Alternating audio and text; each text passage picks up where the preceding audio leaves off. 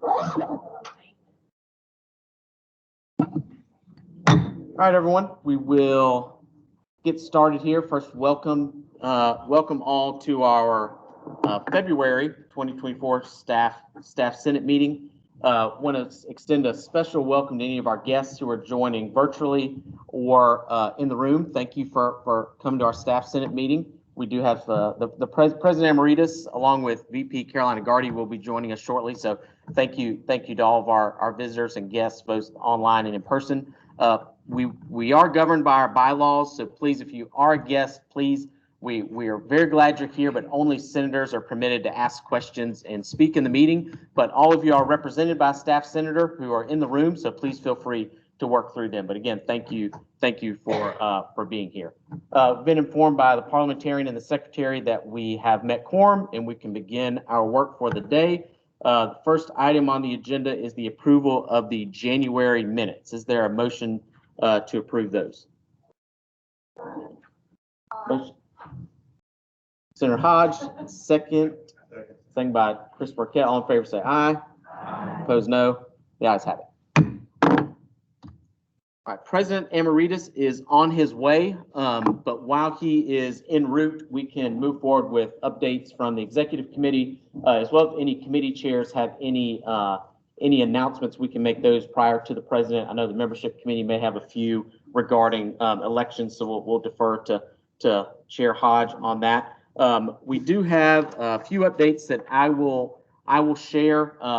We are rolling on our staff awards and appreciation day, May 14th. Thank you to our chair, Bridget Leslie, as well as all those who have volunteered graciously to serve on any of the subcommittees. So please, if you're engaged on one of those committees or subcommittees, thank you very much. If you're looking to still be involved, we have plenty of opportunities there.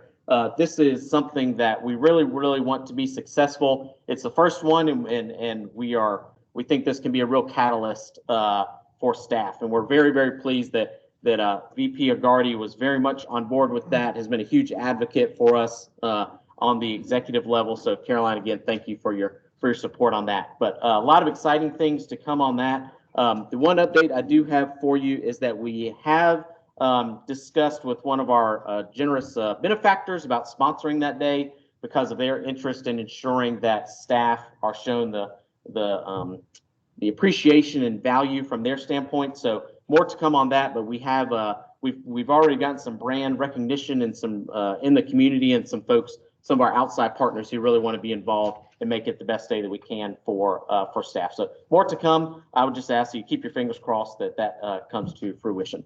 I do want to extend a very special welcome, and our first staff Senate meeting is our new Ombuds Officer, Robin Peace. So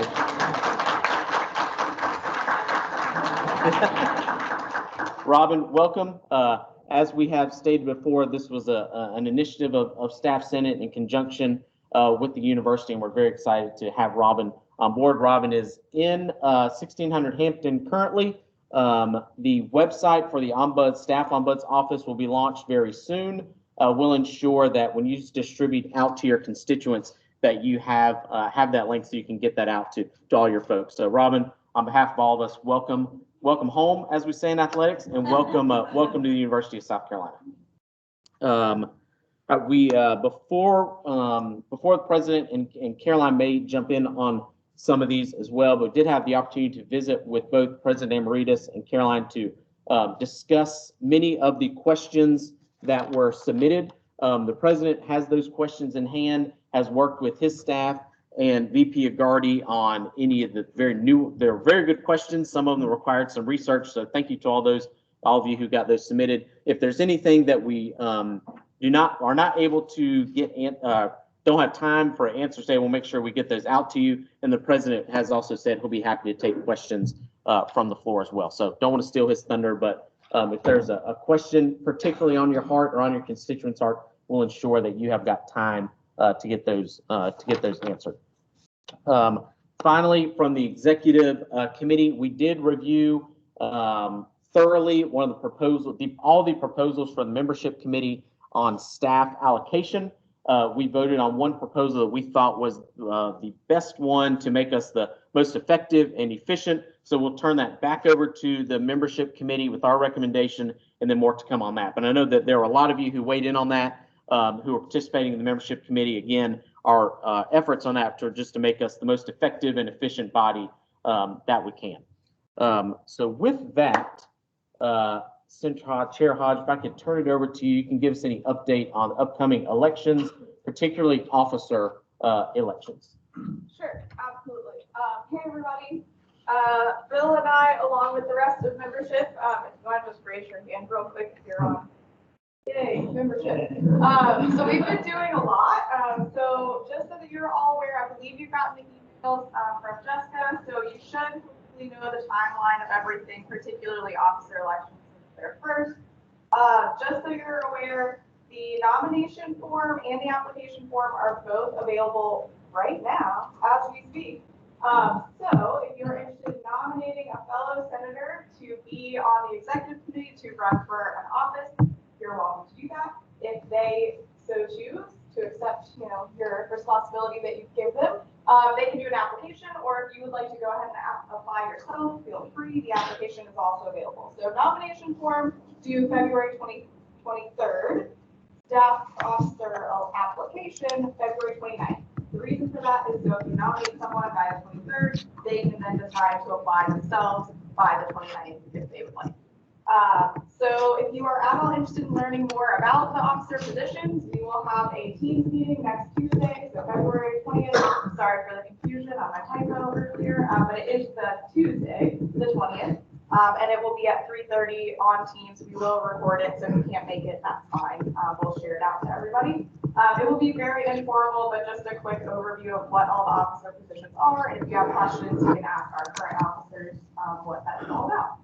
And that's really where we are right now. Once we close those applications, we will then open the slate. So anybody who's interested, then will get presented to the current executive committee. They will then say, yes, these people are in good standing to run. They then will present themselves at our next meeting. So in March, they will say, hey, I'm so-and-so, and I'm running for this position. We will open up the election system really quick, about 5 days, because it's just us voting. And then you'll vote, and we'll go from there. So, anybody have questions? In March, we'll also open everything up for the bigger, larger senator elections. Larger meaning representative of the university, but it's a really small year. So we have about 5 or 6 seats open. Questions? Great, thanks. Thank you to both of you for your work on that. The elections process is one that takes a lot of effort and energy, so thank you for all your efforts on that. While we are waiting for President Amiridis, we can go in reverse order. So I know all of our committee chairs did submit in writing, but are there any chairs that would like to make any announcements about their report? Senator Carl. Yeah. Wherever you'd like. So first thing is thank you for continuing to collect the full tabs. I was home, we're having some work done at the house and didn't get to the office to bring the big bag, but if you have some, please just pass them along. And at the end of the year, when we take them to the Ronald McDonald House, we'll make sure to take pictures and all, because we have a lot, y'all. So thank you. Keep collecting them. Hopefully after the Super Bowl, y'all have a lot as well. Also, a really cool thing, the Gamecock school supply closet that we asked y'all to collect from the fall, and you're amazing. They have reached out to us and to let us know that we helped right over 1,250 students with our donations that visited the closet. And obviously they've asked if we would collect again, and I said, absolutely, this spring. So we'll do another collection. We'll get information out to y'all. And I mean, like I said, even if you're just cleaning out your closet, bringing, notebooks you bought years ago for your kids and didn't need them, index cards, anything, don't take it. So that was really cool. And then also our next event as a committee that we're going to be sending out some information on is the big event. It's on March 30th. So if you'll mark your calendars for that, if you're not already committed to something else, it's a community event in Columbia, and well, a lot of campuses nationwide do it. It's called the big event. And then the last thing I wanted to say was thank you to Senator Keller and President Lusk for helping coordinate everything with our first ever basketball social for senators. And we had right at 30 senators come. It was a learning process for me. Someone showed me how you do this via text, and I was like, oh, that's great. But anyway, so hopefully they went to all the right people, because that was a lot of people. But yeah, and so there's been some interest for those, especially that didn't come to basketball, if we'll do it again. And so we're going to try to do it like maybe at a softball game and kind of mix it up. And so anyway, but thank you. Thanks for your support of the community project committee. Yes, thank you all for attending that, and thank you to Athletic Director Ray Tanner for giving us free tickets. So I'm sure he's tuning in right now. Other co-chairs that would like to announce anything on their committee.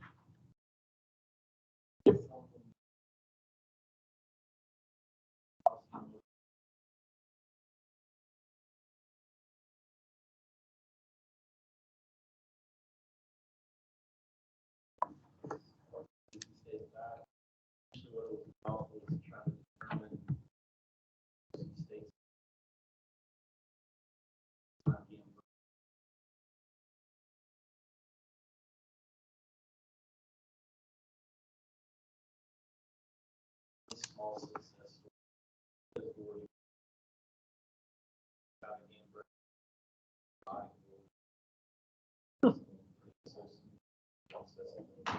Good work. Excellent, excellent. Thank you. Thank you, Jason. Appreciate that. And thank you for your work on that project as well. I think I was able to join virtually for that, but that was a really good example of staff Senate and faculty Senate working together on some mutual goals. Can you restate that? Some folks online couldn't hear that. Yes, yes. So the Staff Policy and Wellbeing Committee liaison with their counterpart in the Faculty Welfare Wellbeing Committee. A number of discussions were had about accessibility, and one of those was including parking behind Gambrell. And then one of the major wins was there are some doors in Gambrell that are exceedingly heavy. Those have been replaced with sliding doors, so to ensure that much easier and more accessible building. So appreciate all the folks who worked on that and all of our partners in facility services who assisted that as well. I do think that that's a great example that if for those of you that may be in other buildings that face that similar challenge, now that we kind of know the blueprint and the roadmap, if we have other areas that could be more accessible, sounds like the Staff Policy and Wellbeing Committee knows exactly what door to knock on and what email inbox to enter, no pun intended. So please be thinking about that. I know that Senator Rose has worked a lot on that, but that was one of the initiatives we talked about this summer was our, not only do we want to ensure that we're advocating for all staff, but want to make sure that staff that may be differently abled or have accessibility concerns can meet and do their job effectively. And if they can't enter and exit the building effectively, that's a problem and a challenge. So if we can aid in that effort, we certainly want to. Mr. President, welcome. Any other co-chairs that would like to make an announcement before we turn the floor over to our distinguished president of the university? I thought you had completed the president's. No. This back arrow works just fine. Any other announcements from our co-chairs? Thank you to those who gave a report. All right. If not, we are very, very pleased and honored to have President Amiridis join us. It is what comes no surprise to this group that this body and our staff has a true ally, advocate, and most importantly, a friend in the president's office. President Amiridis has been completely on board with a number of initiatives that we have been working on, including our Staff Appreciation Day and a number of the other initiatives that we've brought to his attention. So I think it's not only a win for us and this body with some of our initiatives, but being able to visit with the president, being able to get some of his very valuable time is a huge thing for us, and we're very grateful that President Amiridis was willing and able to come join us in February. And if you recall, President Amiridis at his suggestion, he really wanted our January meeting because of the weather situation in Columbia. We went to virtual. There are a number of staff members who, for various reasons, weather related, family related, were not going to be able to join for the January meeting. So the president called and said, can I please come in February so more of our staff senators can be here and so that I can visit with you in person. I thought that meant a lot to I think all of us and as a body. So with that, Mr. President, we will turn it over to you and thank you for being here. You want to sit? A few years ago, I may have been able to get through, but Still do it. Get this out of your way. Hey, good afternoon, everyone. I'm sorry I'm a few minutes late, but I spent pretty much all day at the state capitol. This is the Carolina Day, and we were there with actually close to 200 students that came to advocate, to talk to the representatives, and frankly, they believe them more than they will believe me or anybody else working for the university. It's great for them to be there to the local representatives and tell them how they feel and how important it is for them, for the state to continue to support higher education.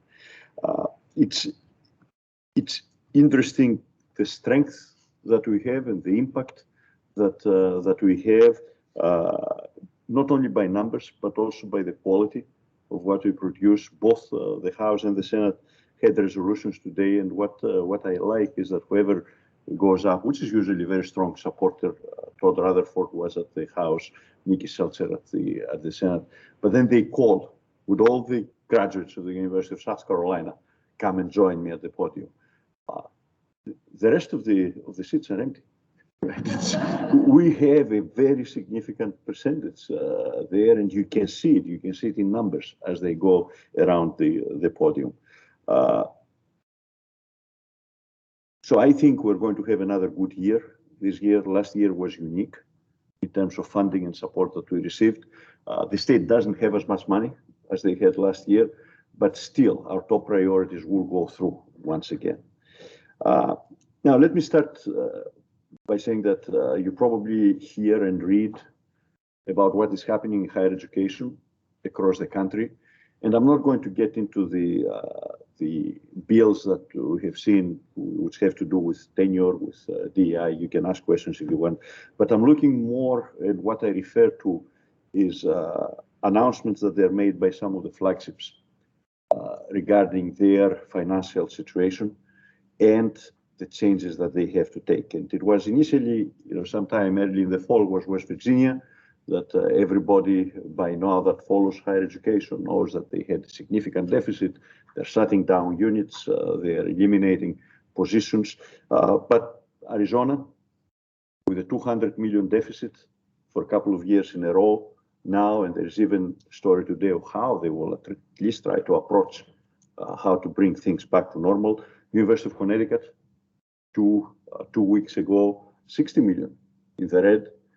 Even Penn State, the Penn State system has a problem. And in many other cases, the SUNY system, the University of Wisconsin system, they are shutting down some of the smaller campuses. Just today, UNC Greensboro announced that they are cutting a significant part of programs. All of this is unsettling. It's something that we don't want to see happening in higher education, but it's inevitable. And it's inevitable because the numbers of the high school graduates are decreasing. And you don't have enough people to fill the seats that each university needs to have in order to meet their budget and meet the needs that they have.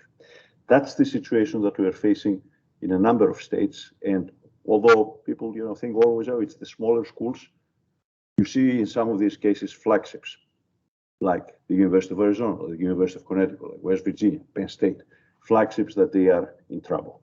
I want to make sure that you understand, and you will hear that, and I know the faculty ask the same questions. We are in good shape. We are not going to be into this situation. We are in good shape because we are having very strong financial management, and we have a significant surplus. We're in very good shape because we have huge demand compared to these institutions. Part of the problem was with West Virginia was build it and they will come. We will build more facilities, more buildings, and we will attract out-of-state students. Well, guess what? It didn't work.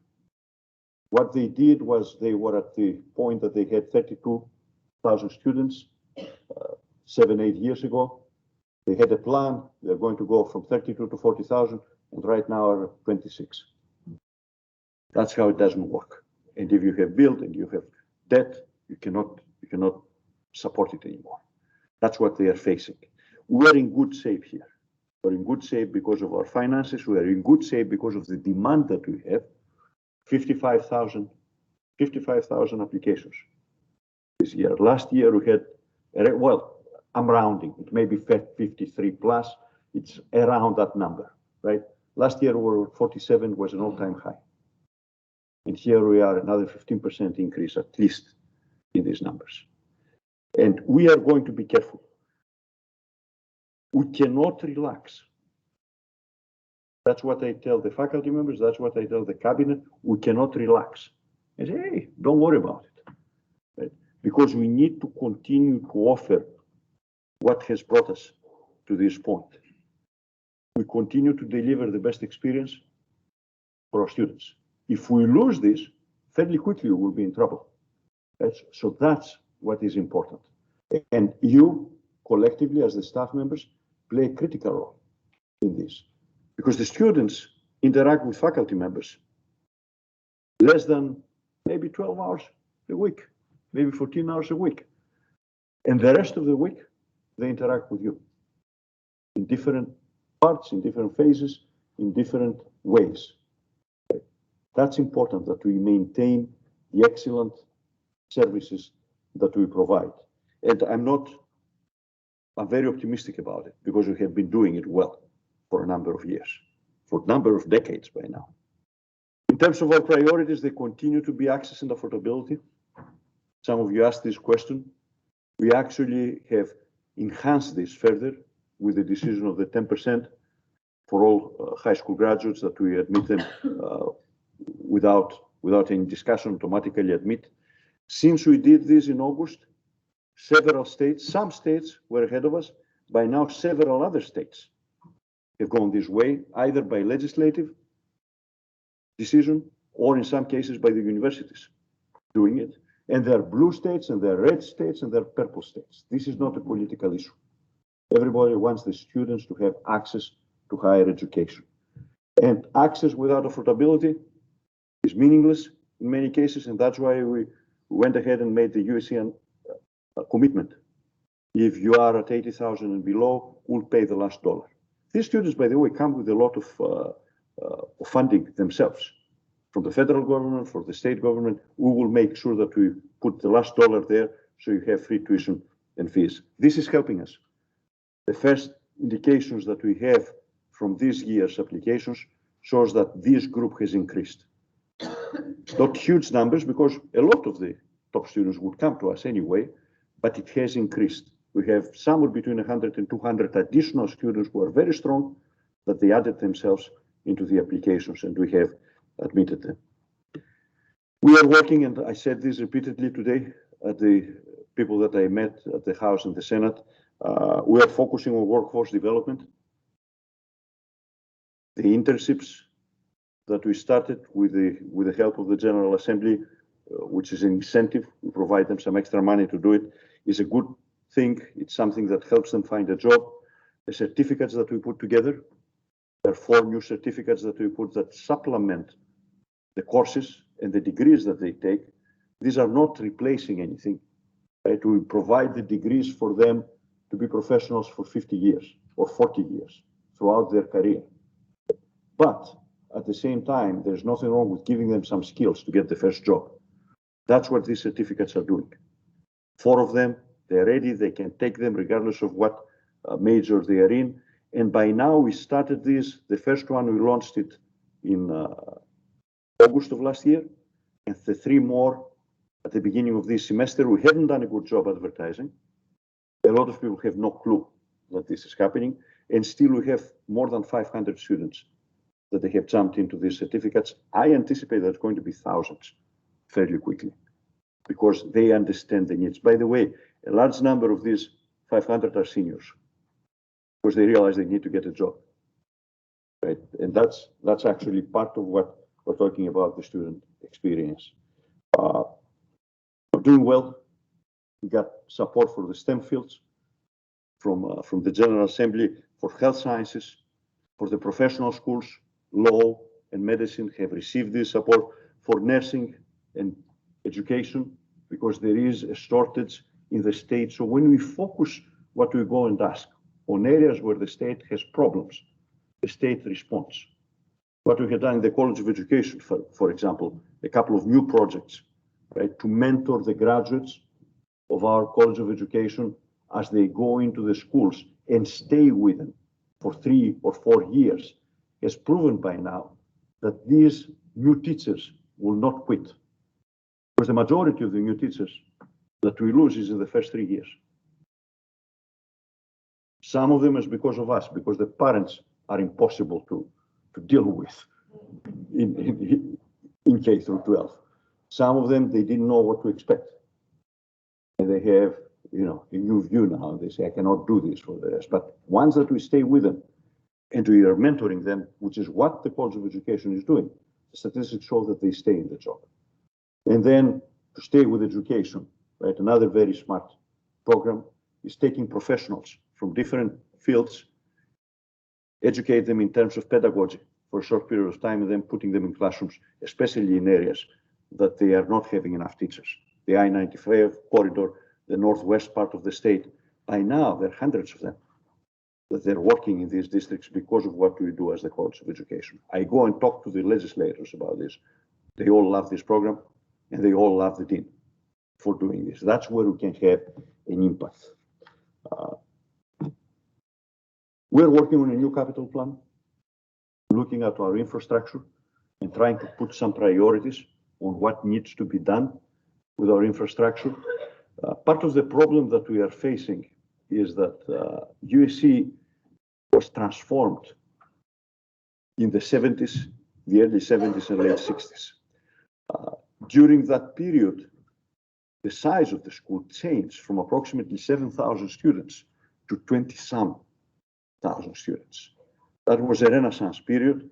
That's when USC became from a more, you know, a local school, provincial, if you want, to a national university during that time, increasing the number of students that they were coming in, and at the same time also transforming into a research institution.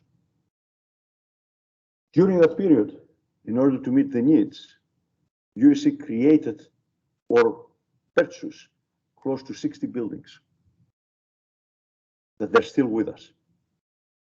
I'm 60 years old, 61, actually 62 this year. We'll turn out 62 in August, right? A small lifting is not enough anymore. You need general maintenance. That's the problem that we have with our buildings. There were a lot of them built during this period. And in fact, they used the phrase here at USC that cement never dries in USC during that period. There was so much activity. Capstone, South Tower, Bates, McBride, the Humanities Building. This building, I think, is a little bit older, younger than that one, but roughly at the same time as well. And it keeps going and going and going. So that's what the new capital plan is looking at. By the way, the Russell House was extended at that time. It hasn't changed since then. This is what we're looking at and seeing how can we change this? What can we do about these buildings? Because at the same time that our students are coming here, they want to be in places that they're modern. They want to be in areas and the services that they receive, that they are up to date. That's what the competition is showing. You cannot be asking somebody to pay the price that we charge for our dorms and put them in McBride, right? Which I wouldn't live in there. Don't quote me on this. It has a community. It's interesting with McBride because McBride has a community. Once that they go there, somehow they like it and they stick together. But I don't know how, right? And I don't want to take the risks for this. So some of these buildings need to be renovated. Some of them need to be blown up and being rebuilt. And how are we going to do that with the demand that we have at this point. For housing, for classrooms, all of this is what is a complicated problem, and we are working on this, and we think that by the end of the spring, we will have a plan which is financially responsible, by the way, not build it and they will come, and we will start executing it as well. You send me a lot of questions and I want to go through them. Let me do two things also. I'm glad that the discussions that we had last year have come to fruition. We have an ombudsperson by now, and I hope that the process is working. So please keep an eye on it and let us know. And then I'm happy that we are extending the recognition awards program. We decided that when we have 20, 30, 40-year recipients, either faculty or staff, that we will have a formal kind of reception for them and not just, come, here's your gift, which is important, right? To recognize you, and the cookie. We'll do more than a cookie. We'll do a little bit of more food into it. And I'm glad that you brought the idea about having a staff day. I think it's a great idea. It's an opportunity to recognize what is happening. I think it's better to do it after the students are gone, because as you know, the April is crazy. There's no time. Once that the graduation goes on, we're still here, and there's more room to do that, and we're working already in the details and how exactly we're going to do it. So these are good suggestions. I have a very long list of questions, and I will try to be quick in this. And please, any more questions or what you want to discuss, you can go there. Starting with the question about the online programs. I don't remember if you had asked me this before. It is the second time. I know that I was asked the same thing at the Faculty Senate. What we are offering, and what is actually making us very unique, and people come here, is the experience on campus. The undergraduate students want to be here. They love the first year experience. Now we want to extend it because everybody says, okay, what about the second year? Right? So we want to extend it. We don't want to lose this, and we don't want to risk losing our strength. Having said that, there are opportunities for online programs, but these are niche areas, and usually for master's degrees or advanced degrees. We have already Palmetto College that does connect students through online programs, and we offer some of our programs online, but specifically for the Palmetto College. And I like where we are right now. I don't want to go into an all-out effort to have an online program. When you're desperate, you're doing this because you cannot attract the other students. That's what Arizona did, by the way. They bought a whole for-profit organization, brought them in, and that's part of the problem that they are facing right now, although there is disagreement between the CFO and the president, who is right. It's the president right, always, right? Remember this. So I think the answer to the question about online programs is yes, but carefully, without putting at risk the experience that we offer to our students right now, and for niche programs. Because quite frankly, the market is flooded. Everybody is going after online programs. So how much money do you need to attract a student? How much advertising? If you analyze all of this, it's not the best way to go. Do I see a time when staff no longer have to pay for parking? No, I don't, is the answer, and I don't see this for the students either. We are in an urban environment. We have garages that need to be maintained and being paid for. We crossed this bridge 20-some years ago. I was here as a faculty member. All of a sudden, they told me I have to pay parking. I was angry about it, and by now, it's okay. Right? I think this is the reality of where we are. When you look at universities like us, that we are in an urban environment like this, publics or privates, they all charge for parking. Now, if we were in the middle of nowhere, in the boonies at Clemson, and had plenty of space, that would be a different story. What keeps me at night? What keeps me up at night, right? And what are the 3 top concerns? I sleep well, so I don't stay up at night. But my concerns for the university well-being. The worst part of my job is when we lose a student, whether this is an accident or this is a suicide or whatever it is. That's what keeps me up at night. Reputation, because any damage to the reputation of the university affects all of us, whether it's student, whether it's staff, faculty members. And then the third one, keeping my eye on finances. I want to make sure that we're fiscally careful, right, and very conservative to make sure that I will never have to face problems that others are facing right now, laying off people with having furloughs and something like that. We have proven in the past with the crisis of 2008, 2009 that we went through this without affecting our people. I did exactly the same thing twice in Illinois, 2 years without a budget, and we didn't have to touch anybody, and the same thing through COVID. So we have to be careful, and that's what also is a priority for me, is making sure that the finances that is a concern and always watch it very carefully. And I like numbers. So because I like numbers, I know that I can follow it. Mental health on campus. Okay. It's a pandemic, as you know. We have seen this across the country and across the world. The need for mental health continues to increase. We are not a healthcare facility. We cannot provide health care to people for an extensive period of time. But we have a responsibility with what we have here on campus, first of all, to try to prevent and do wellness programs. Number two, to be able to recognize immediately and respond to crisis, because there are all kinds of different problems of mental health, but there are a few that they lead to a crisis. And that's critical for us to be able to respond to it and provide care right at the point. And then after we triage and work with an individual to refer. Because if you ask us to become a healthcare delivery for mental health for everybody here, that's not consistent with our mission and our obligation is to protect the community and send them to the right providers once that we realize that there is a problem that will take quite some time to deal with. I asked the students for this issue.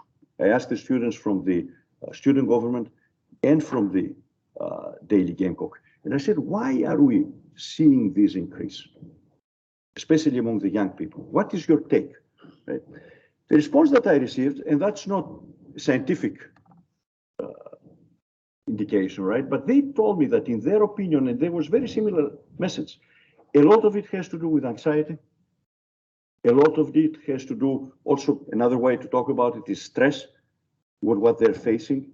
And they're not cases that they lead to severe problems, but they're cases that they really create a problem, right? And they affect performance, they affect the quality of their experience and their life.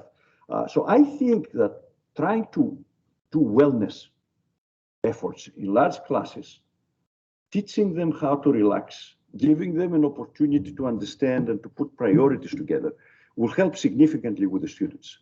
That's what we're trying to do through the center. I saw also one question that actually concerned me because, where is it? Came in the second group.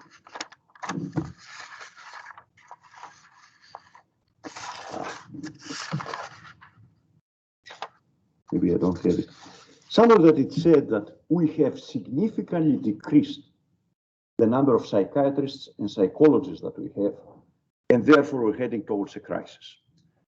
That's not what I'm getting from the health center. I put $1 million extra last year to increase the number of providers. So either the information that I have is wrong, and I'm going to get the numbers, or somebody is misinformed. And that bothers me also, because if you're misinformed, where is the information coming from and why?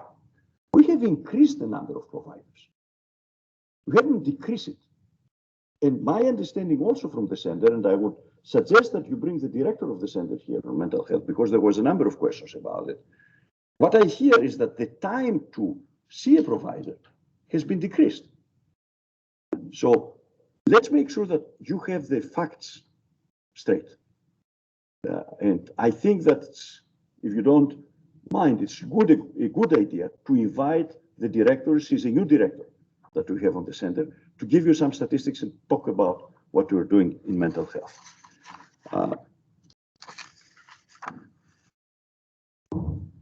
What else? Asked about how are we doing with the 3 priorities that we're moving forward with, and I'm glad that you remember their 3 priorities, right? The experience success of our students, impact of our research, and then operational excellence. All 3 of them are moving. We're building momentum around them. We talked about the students in terms of research. We can have a completely different, I don't want to go too much into detail. Please ask questions if it's needed, but we see improvement there. I believe that this year in research will have the best year in our history. The numbers that we see are trending in this direction. We had 243 million last year that barely broke the record from 240 to 243. The numbers that we see right now is that it's going to be significantly higher. So that also shows momentum there. Operational excellence is a small group, but it's important. And I would suggest also that Stacey Bradley comes here to talk about it. This is probably the one that you don't know much about. And that's something that all of us have to be vested into it if we really want to achieve excellence in our operations. And respect your time, by the way, because when there is no operational excellence, we're wasting a lot of our time. We're wasting our time in different areas. Already I have gotten a first report from them in procurement that they made significant suggestions to procurement. And by now they expect that we are going to save at least 2 to 3 FTEs of people who were just sending back requests back and forth between the units and the central procurement program. And we can take these people and have them do something else, much more exciting and much better for the university. So that's the one that of the priorities that, and there was a question also, is there something that we don't know? I would suggest that you learn a little bit more about operational excellence, especially because all of you are part of operational units as staff members. Here, it's a decision to dramatically reduce the number of psychiatric prescribers in student health physiatric department. So that's the one that needs to come back and have the information correct. Are there plans to increase student housing on USC's campus? That's another question, so that it is possible for more upperclassmen to live on campus. You know, this is a very interesting trend that we have seen now. We have seen, especially last year and this year even more, a very strong interest from second-year students, and in some cases third and fourth-year students, to stay on campus. We're not prepared for that, and we have a problem right now. At this point, we have 0 beds available. 0 for next fall. We have a new building that is going to come online in the summer of 25, and that's on the corner of Gatson and Green. There's a huge building up there that is coming up. This is built by the foundation. It's not built by the university. And that building actually will have 1,000 beds and will give us a little bit of leeway there. But that trend of students who want to be here in the second year and the third year was something that we didn't anticipate. I remember students wanted to leave the dorms as soon as they could after the first year. It's a different generation, it has different preferences. Are we willing to take the risk? Because right now we have close to 11,000 beds who will go to 12,000. Are we willing to take the risk to 18,000 beds? No. I think we're taking there a risk that we may not be able to fulfill. So we have to manage better between the first and second year. We're very clear to the students that we're not guarantee you a bed in the second year. But I see the demand, and I think it has to do also with financial issues, because the rents in Colombia are skyrocketing. Right? So how do we balance this That's a very good question that somebody is asking, and I don't have an answer. I need to sit down with the finance group and I need to sit down with the student affairs to see is there any way to address this, because the demand is there, without committing into capital projects that we will have to deal with for the next 30 years. There's a question that says, what do you identify as the biggest strength of the staff of USC? I think two words come to mind, right? One is attachment, emotional attachment. I have seen this for people that they have here for a number of years. There is a close relationship between them and the university. I spent 7 years at a school that was in the middle of Chicago. There was transactional. Staff members, they were jumping from university to university. You could go from USC to DePaul. You could go from DePaul to Loyola, from Loyola to University of Chicago, changing salaries and so on. Here, we don't have this ecosystem, but there's still many opportunities. And I think a lot of people stay here because of the attachment that they have with the university. There's an emotional attachment. Graduates of the university that they have been for years, you belong to the community. There's a sense of belonging, and that's what keeps here. The other strength is commitment. What I have seen is a strong commitment to the students that we have and to the mission of the university. And these are the two strengths that I would identify the biggest strengths of the staff.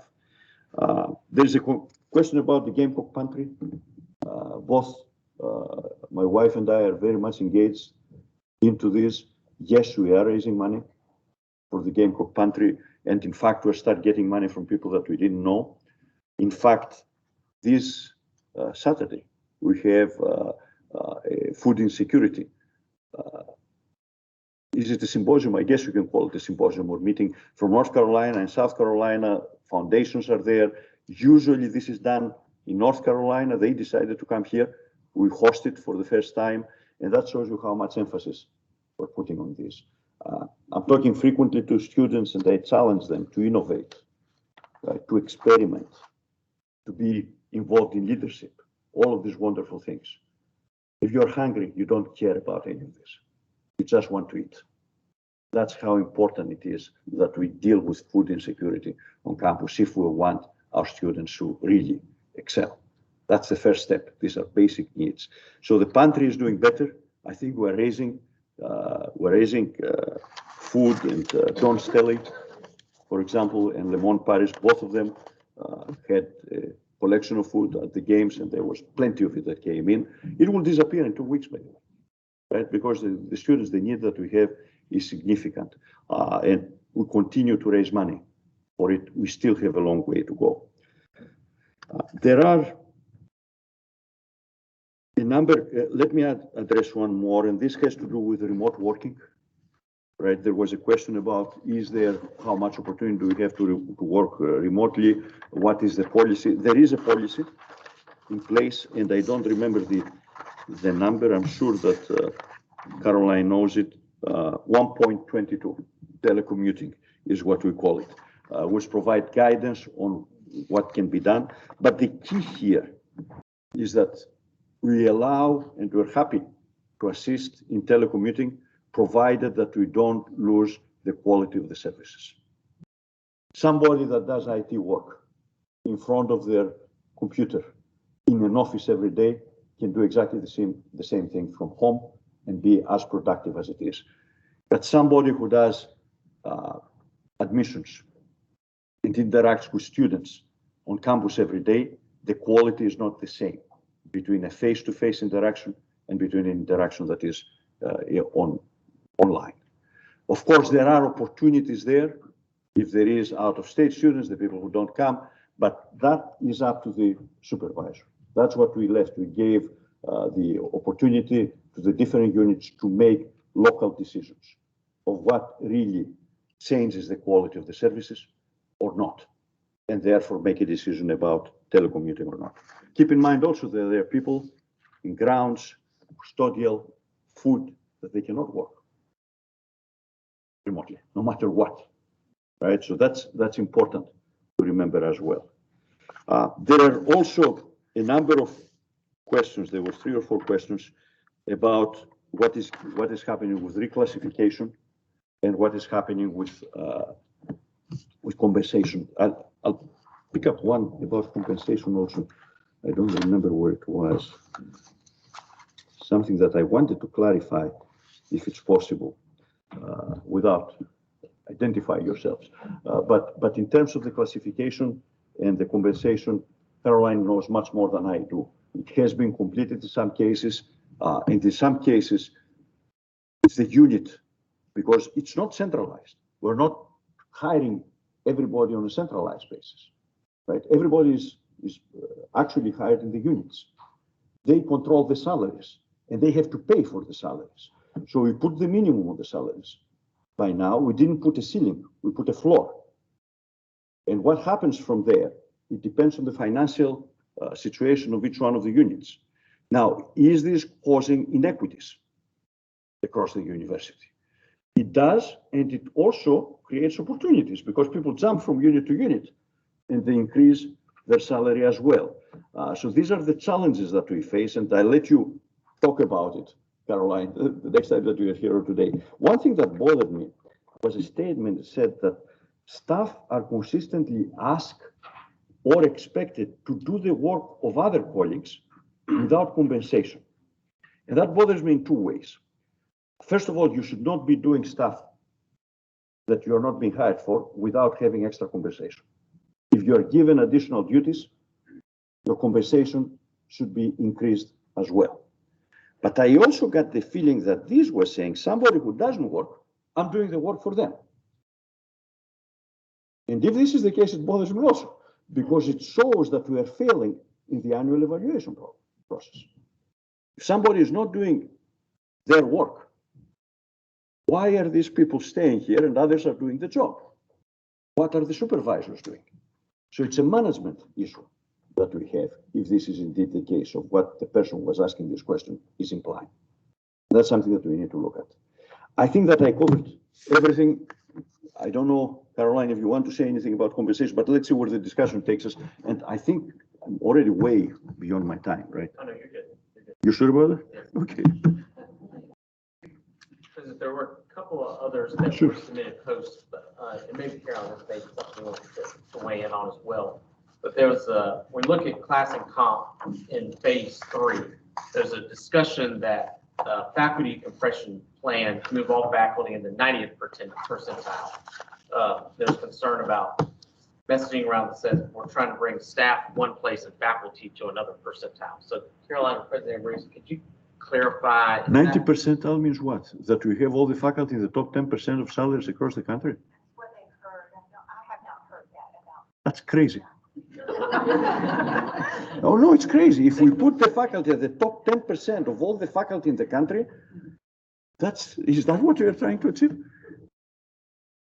We'd be happy if you want to do that for staff. Yeah, I know, of course. I don't know. I know that there is a study done by the Provost Office, but I don't think that we have done anything along these lines. Now, you know better than we do, because the Provost Office staff is here. So they're part of the cell, you will find out. But I don't know. To me, that's a surprise. It's something that, it doesn't make sense. If to put everybody at the 90, maybe there is some other explanation there. Circle back on that. I'll find out. We do want to make sure that you all do have the opportunity to ask questions. So please just raise your hand, and then we'll probably give about 10 minutes, then we'll let the president get back to the duties. You have to go back and deal with legislators. Well, then you can stay for an hour. Yeah. Questions? Did have one more. Someone texted me. Could you just talk a little bit about the importance of staff retention and why that's so important to you, Yeah, and what we can do together to retain staff? We have a problem there. And the problem that we have is that the replacement that we do every year, and I don't know how this year has gone, but in the previous year was in the high teens, if I remember correctly, right? 17%, 18%. If you're going to rehire 1/6 or 1/5 of your workforce every year, You're spending a lot of time and a lot of money doing that. So the question is, why are we losing this percentage that we have? Is it a demographic issue that we have a lot of people who are retiring right now? Is it that the younger people that they come in and they don't like it and they leave within a period of 3 years as the first job? Or is it somewhere in between? I don't have the data for that, and I rely on HR to take a look. This is something that we are looking at. Why are we having this high percentage? Initially, this had to do with COVID, but we cannot blame COVID for every problem that we have. And by now, we're far away from it. What is happening in this particular case, I don't know, but it is a concern. Other questions? And where do they go is the question also. Yeah, no, that's a good thing to compare, right? Of course, nobody's obligated to tell us where they're going after they're leaving. You have exit interviews, and people in general, they're polite and they don't want to burn bridges. So they say, oh, you know, usually it's my husband or my wife. Blame them, and that's the way to get out. It's the most common explanation. I'm not kidding. I mean, when you hear, first of all, people who don't accept our offers, most of the times I will hear that there is a spouse that doesn't want. Well, you didn't know this when you applied? But that's a polite way, and I hear this in terms of resignations as well. There's another one that came in regarding technology. I know that the student government has had a huge interest in Wi-Fi and those things, but then staff has also faced some challenges with Banner, Self-Service Carolinas. I know we just made a very important new hire, but could you just tell us a little bit about where you envision some of those technology challenges and where you'd like to go in that space? So we have a new vice president for IT. He is an experienced leader. He spent the last 8-9 years now at Buffalo, which is a big public AAU institution with research. He knows what he's doing. And before that, he was another, I think, 6 or 7 years at Ohio at a smaller institute. It was Ohio U, if I remember correctly, relatively smaller institution, but that in the same area. I was looking for somebody with experience. When we met with the search committee, I told them that I want all the candidates to be sitting vice presidents for IT at an R1 institution. And they delivered. We had 5 finalists, all of them met this criteria. I think we have the right person. I want to hear from his assessment because he comes completely unbiased with the experience that he has. I want to hear from him what we're doing right, what we're doing wrong. We are outsourcing a number of things. Does this make sense to continue? Or should we try to bring them in after a period of time? There are questions about, are we utilizing the cloud as much as we should or not? Do we need data storage areas or not? Most universities don't. These are discussions that we had. And then how much is it going to cost to modernize our system? We need to look at the IT infrastructure the same way that we are looking at buildings, at classrooms, but unfortunately with a much shorter lifetime. Because every 4 or 5 years, we have a new generation of equipment and expectations and delivery, at least where we are right now. We have problems with our backbone. It needs to be replaced. This is not sexy. This is not something that people will see, but it will make a difference when they connect. We're dealing with the Wi-Fi. The Wi-Fi is not the problem. So we're dealing with the Wi-Fi building by building, and this will be completed by the summer. And the students wanted this, was the top priority. It's in the libraries, in the Russell House, and so on. But the problem is that the Wi-Fi has to have the bone underneath. They have to have the infrastructure to reach the Wi-Fi. So that's equipment there. And if I understand correctly from what the interim CIO said, who also was very experienced in this area, we need to put a significant amount of money every year in there on a regular basis to be continuously replacing what we have. I'm ready to do that. I don't know how much is it going to cost because I hear numbers that they may be 8 digits. And if we're looking at 10 million per year, that's tough, actually. Maybe we need to extend the time that we do this, not every 5 years, every 6 or 7 years. But we are in the process now with a new leader to create a plan for how we renew our infrastructure, not once, but in a continuous basis. One time will not do it. 6 or 7 years, we'll have the same problem again. Other questions? I have a few that got texted. So with Oklahoma and Texas joining the SEC, there's obviously going to be a new windfall of resources financially. Not really. So through athletics, so I think it's helpful for all of us to understand that athletics is over here, university is over here, but are there windfalls from such large new monies coming in that could impact the ability to? No. In all states?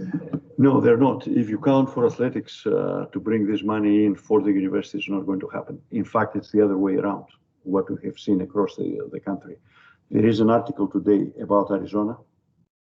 It says that the biggest hole of the university was the athletic department.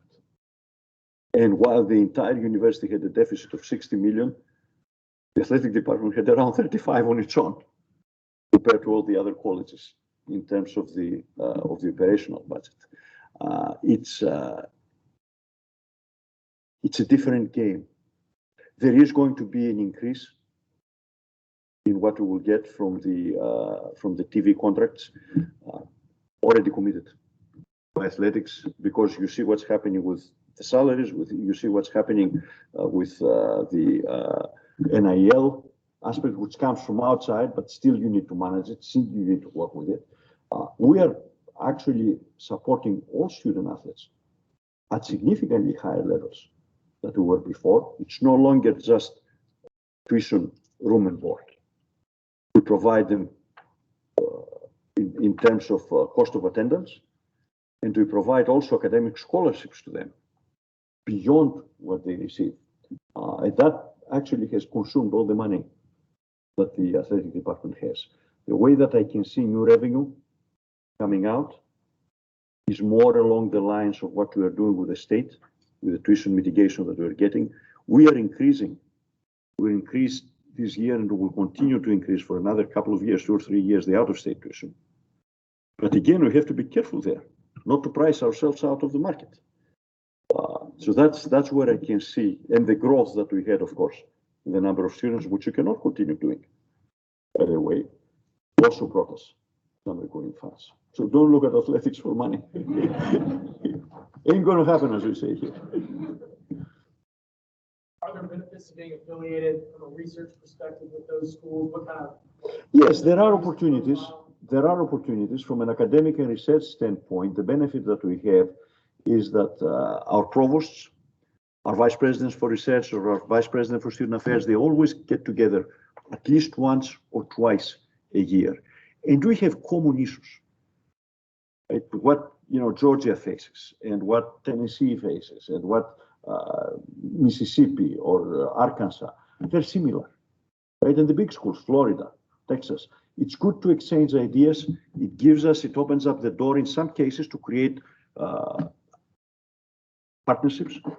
Florida, for example, right now, because they're building significant capacity in terms of AI, they have a computing infrastructure, research computing infrastructure, that they're willing to offer to the rest of the SEC for a minimal percentage of participation, which is cheaper than what we would do with any other provider. So these are opportunities that we have.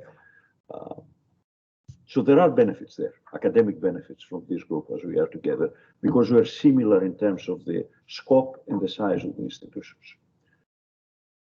And the University of Texas is an outstanding institution. Oklahoma is great. We're playing them next year. So from that point of view, they're not very great because they're going to be very difficult football games. Amiridis, last one. Yeah.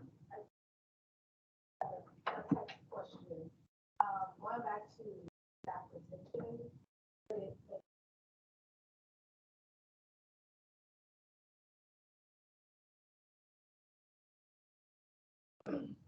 Well, You know, it's, at the same time, we have to be careful to follow the law, right? If people jump from one job to another, it's a free country. They have the right to do that. It would be vindictive, should we say, we're not going to give you a raise.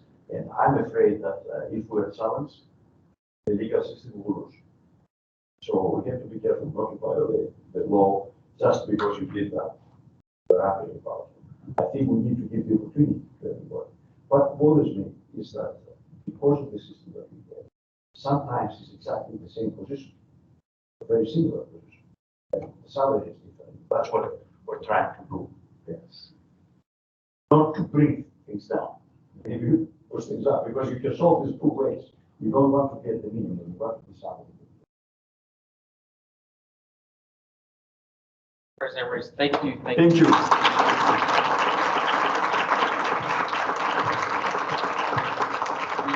We will certainly invite our new director of mental health, and we were fortunate enough to have Stacey Bradley in the fall. And number of staff centers worked with her on a few operational excellence things. So thank you for creating that office as well. So Thank you. thank you. You guys all the money. Vice President Agardi has agreed to stay a few more minutes to address some of the latest on class and comp, and then if there are other specific questions. So I know we're getting up on our time, and Caroline is delayed another meeting so she could stay with us. So Caroline, thank you very much for sticking around with us. I'll give you some facts. I think I got this last week, so it might be a little old, but I think it's pretty up to date. The class and comp through phase 3, when we were looking at compression, have worked with 22 units on campus. We have another 14 units that we have not worked with on phase 3, and then one of our comprehensive said they're not going to do any compression raises for them, but USC Upstate just did compression raises last week for their entire campus. So we have been working with them. As President Amiridis said, there were no funds that came with this part of the implementation, but we are looking at the compression when units have money and helping them position their employees based on their education and their experience, and certainly where they should be in the job in relation to the midpoint. I see Jason back there. We worked with facilities, and I think over 200 employees received raises at facilities. So yes, very lowest level, but brought them up. And Jason, remind me where they were in relation to the midpoint.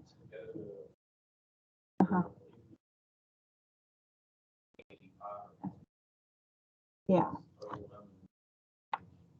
Again, 0.90 or 0.85 to the midpoint, which is the market. So we made some strides in that area. Likewise, other units have made those too, and we are available to continue assisting them, provided they have the money. I think where we will land next is, what about those units that don't have money to do that? And there's several of those around the university.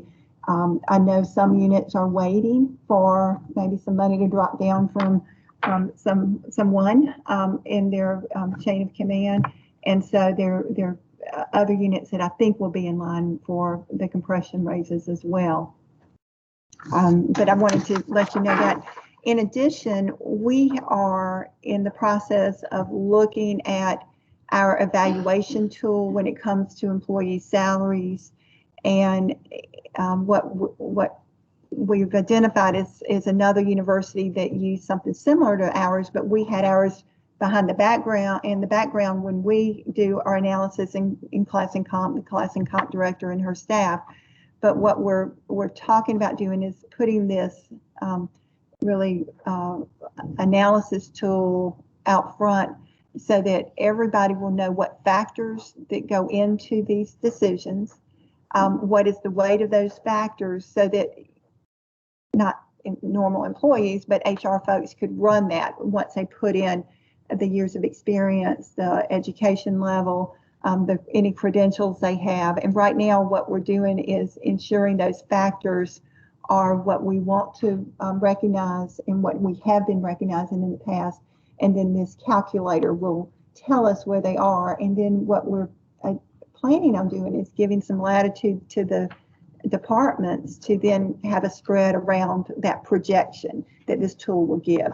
So that will put more decision making in the hands of the departments rather than everything funneling in through our class and comp. And in order to do that, we're going to have to educate more of our HR contacts on how this tool works.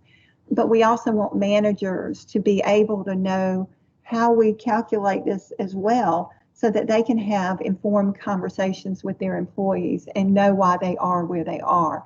So we are working on that just as fast as we can come. It slowed down for a month right around Christmas because we were also having an assessment done of HR by the Siegel Company.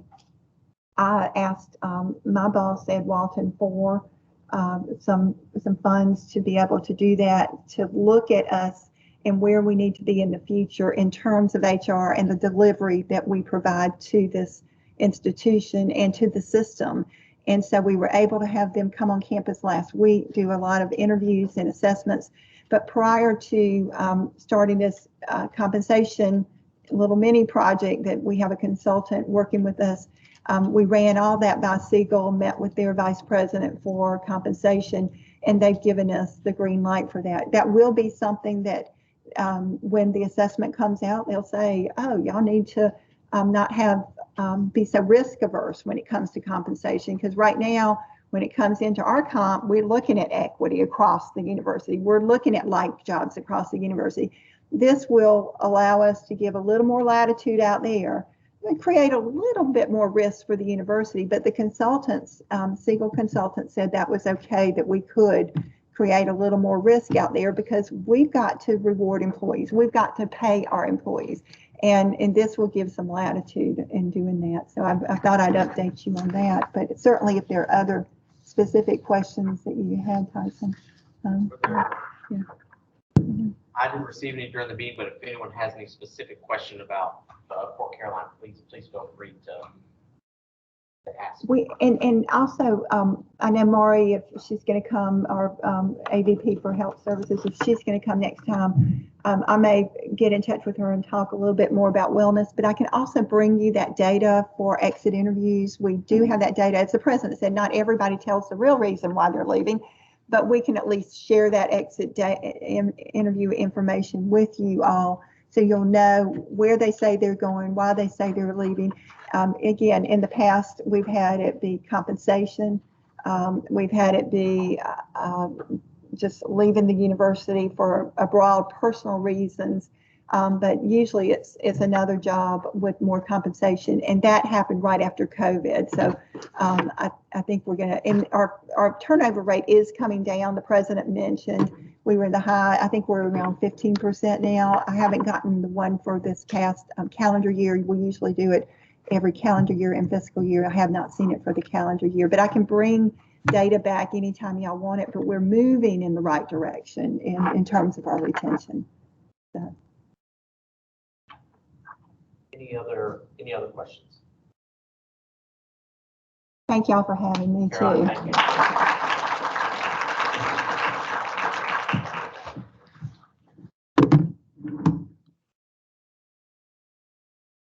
All right, thank you to everyone who did submit questions, ask questions. If there's something that comes up post-meeting, the president has said we can get those to he and his office. We'll get those answered. So if there's something that triggered another question and we didn't have the opportunity today, please get it to us. We'll be sure that we get answers on that. And then thank you again to Caroline for sticking around. There's additional follow-up and questions. I know we all, from the things the president said, there's some follow-up action items for us, and then perhaps some questions as well that we'll want to continue to track and follow up on. We've now reached the portion, kind of know we're going a little out of order, but are there any other committee chairs or any other senators with an announcement or anything for the good of the order of the group?